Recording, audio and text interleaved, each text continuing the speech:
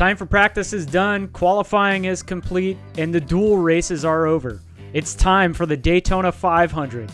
Here are my best bets for the Great American Race. Leading off my betting card for the weekend is a rookie to the Cup Series, Harrison Burton, to top 10. Burton has already shown the ability to drive really well at Daytona, with his 4 Xfinity races all being top 10 finishes. He's taking over for Matt DiBenedetto in the 21 Wood Brothers car, which almost always finished inside the top 20 at these events. Burton qualified inside the top 10 for this weekend and is a guy who, as a rookie, could surprise some people this year. Staying in the top 10 market is a guy I already spoke about this week, and that's Chris Buescher. His numbers continue to fall as he won duel number 2 and is now starting inside the top 4 for the 500. You can still get him at minus 110 to top 10 at one sportsbook, and considering this guy has consistently finished near or at that mark, it is a number that I'm still playing.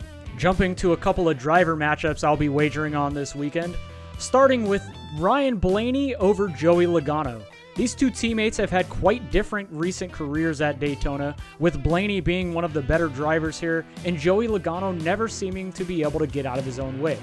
Logano has finished 23rd or worse in 4 of the last 5 trips to the Daytona International Speedway, while Ryan Blaney has proven time and time again to almost always be running near the top of the field.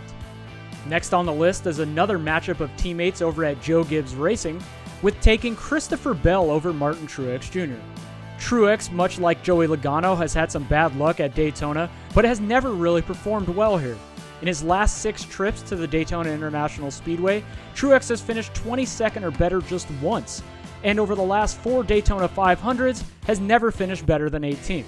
Christopher Bell has 3 finishes inside the top 21 at this track and 4 top 10s during his Xfinity career. Before getting to my best bet, I have to bring you a bit of fool's gold. Trying to wager on outrights for these Superspeedway races is never advisable. There are just too many variables that can affect the outcome of a race. One thing of note before getting into these numbers is that the last time the pole sitter won this race was in the year 2000 when Dale Jarrett led from the beginning and wound up winning the race.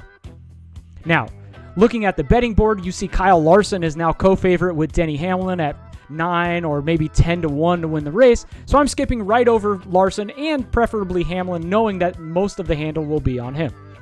I'm going to a guy I've already spoken about at length, and that's Ryan Blaney. When Ryan Blaney finishes at Daytona, he finishes really well.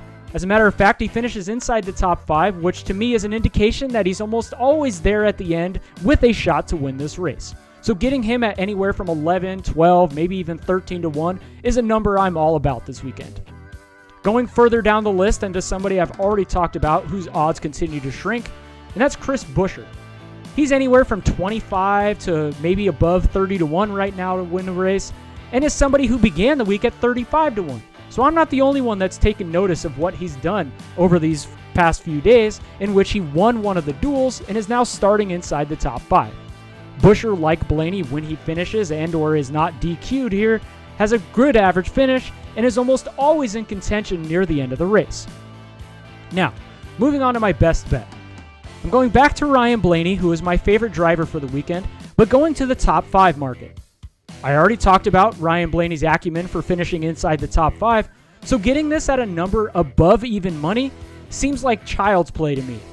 I'll take this every day, all day, every week, and at every race if it can be had, and this is a number I'm fairly confident in betting a large amount on. So Ryan Blaney to top 5 is my best bet of the Daytona 500. I hope you like my card, and if you decide to tail or fade, good luck this weekend for the Daytona 500.